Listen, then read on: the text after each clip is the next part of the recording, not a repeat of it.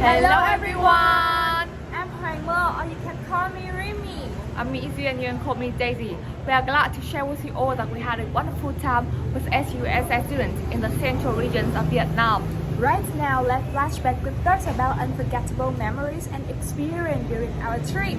Let's go! 2015 to 2019, you know how many? 5.5 million tourists per year. Hoi An Ancient Town was recognized as UNESCO Heritage Site in 1999.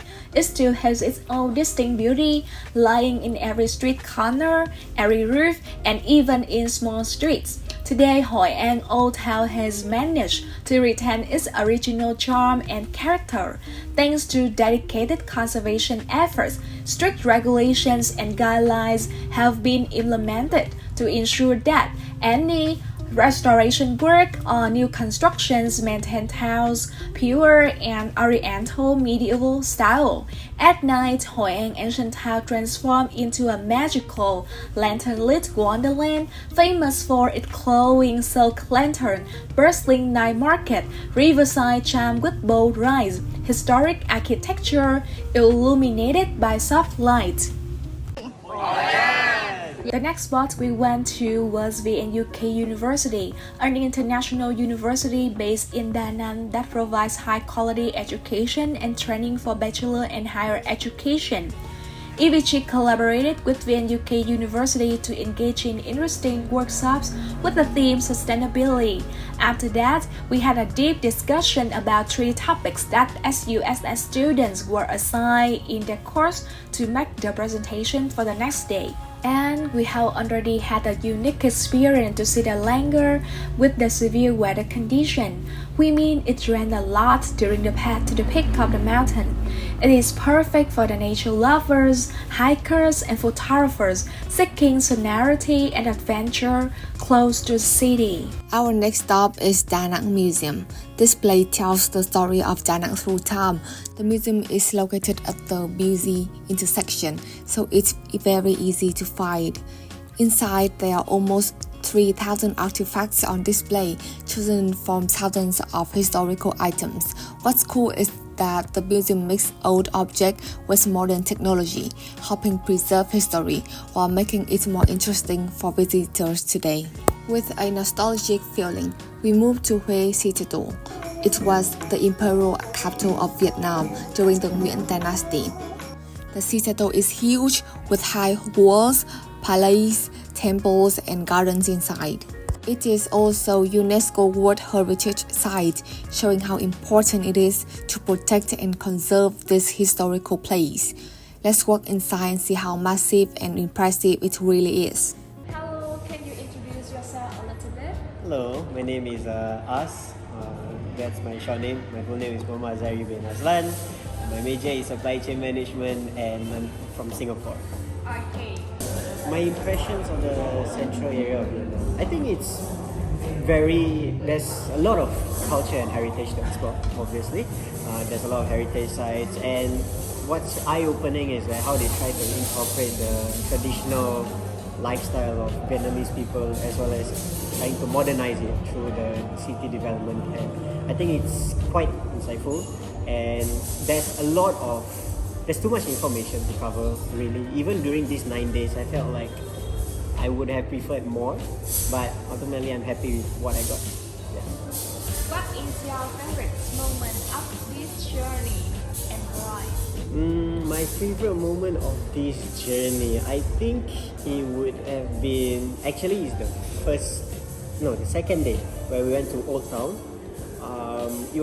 There was just a lot of shops, and seeing how the locals live, learning about the different races there. It's not just Vietnamese people, there's Japanese, Korean, Chinese, and how the government is also trying to create a space for them because they contributed to the history. It's very enriching, and Old Town really does a great job of making sure that tourists are able to participate in the history. Like Conservation efforts. I'd say that because Vietnam is a bigger country, obviously the effort that Vietnam has to go through is significantly a lot more. And the fact that there's been, not only because Vietnam is bigger, but there's been a lot of different races and history that's come together. Vietnam and Singapore are multicultural, but Vietnam has a lot more culture to explore, and because of that, the conservation methods that they undergo is not as simple as Singapore.